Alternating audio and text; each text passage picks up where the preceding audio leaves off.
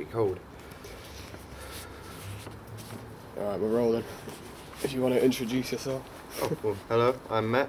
I'm the guy in the kayak video. Here's your interview. So, where were you camping? We'd gone up to a place called Norfolk, which is not far from the coast really, so you know, nice countryside, good weather. It was summertime, so 8 of us, we had the time off, so we thought when one of us owns this field, why not go up there, you know, see what fun can be had, just chill out, get away from the city for a little while. Had you been drinking before this stunt occurred? Yeah, we'd been drinking before this stunt occurred, you know. What can I say, lads holiday on a camping trip. There's always got to be a few beers there, and it makes the whole thing seem a lot more fun. What could possibly happen, what could go wrong when you're drunk, you know? How did the idea for towing a kayak behind a car come about?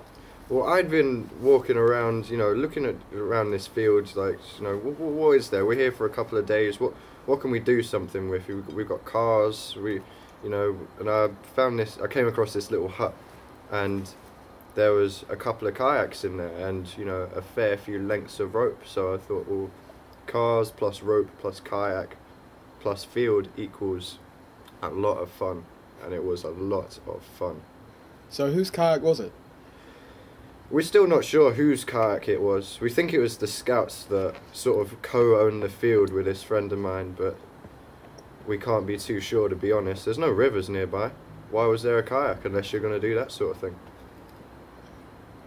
Did you volunteer to go first? And why did you? Well, I volunteered to go first pretty much because I found the stuff first. So, you know, it instead of convincing everyone else, hey, this is going to be a fun idea, I might as well do it myself. And the fact of the matter is I keep a camera with me quite a lot. So, you know, you never know what you could capture on film. And we decided to film it as just, you know, something. It was something to film, it was something to cut and edit later on, you know. We didn't expect what happened to happen, but it happened and we caught it.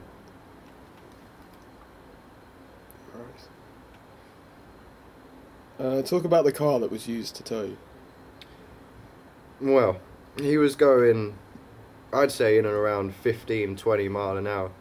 But, you know, you're on a kayak, which is inches off the ground. It feels like you're going 1,000, so yeah, it was pretty fun, man. Like, sharp turns, the rope just swinging me out, like, carrying on my momentum. Man, it was so fun. And the dog as well. The fact that the dog chased us, it just meant that we had to get away from the dog. It was an excuse to go faster, so... So you were definitely having fun before the crash happened? Oh, I was having so much fun before that crash happened. I stand by that. If that was my final moments there, then I went out laughing my arse off. Talk about the dog chasing you. Well, we don't know if it was that whole dog sixth sense thing, like, you know, he knew something bad was going to happen. He could have been trying to stop me, but we just thought it was fun and games. So, like I said, you know, dog's chasing us, we got to go faster to get away from him. When did you realise you were going to crash? About a second before I hit the shed, I knew I was going to crash. I was banking on the fact that maybe I'll just miss it, you know, maybe I'll get lucky, but when you're that close, you know you're going to hit that thing, and man, I hit that hard. How did you brace for it?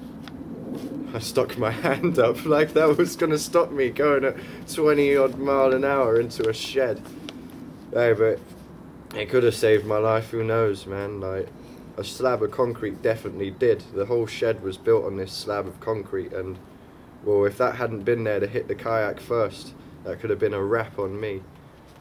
Were you knocked out? I think I was knocked out. I'm not sure.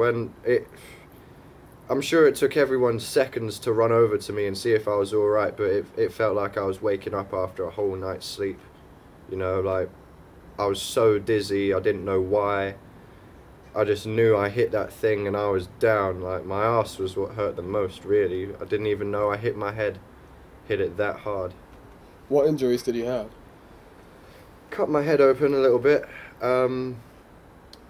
bruised all my arm from slamming into the side. You know, I'd never seen a bruise on the palm of somebody's hand before, but there you go. You got a first time for everything, I suppose.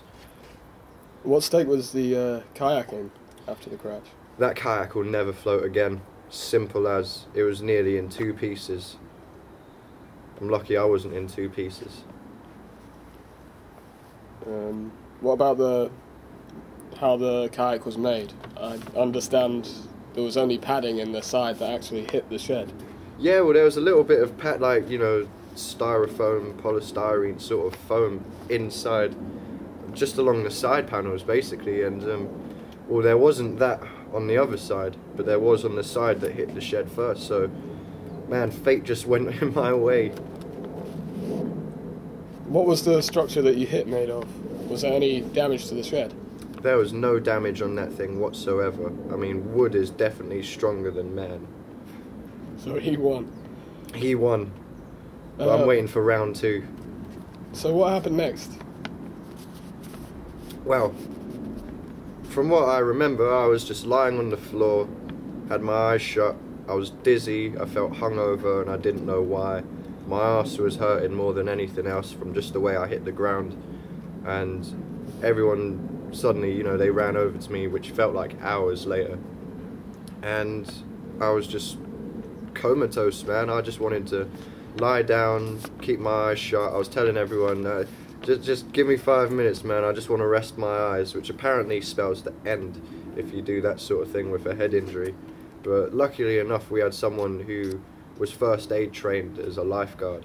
So, you know, everything was sound, you know, I was in capable hands, let's say.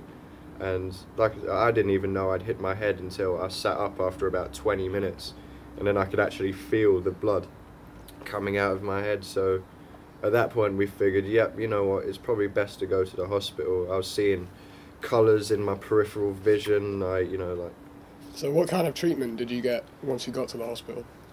I was in and out of that hospital in about 5 minutes. They just saw, I was the only one in there was no one in the waiting room, so I was first to get seen. They glued me back up, said I seemed alright concussion-wise. I didn't feel like it, but they said I was good to go, and we went back and enjoyed the rest of our camp trip. So how did you tell the staff on hand at the hospital about what happened? It must have been a funny story. Well, the nurse, I was like, well, what happened, and what can you say? Canoe accident. And, you know, she asked, what did I hit my head on? And I told her I hit it on a shed. And all of the nurses in there just started laughing at me.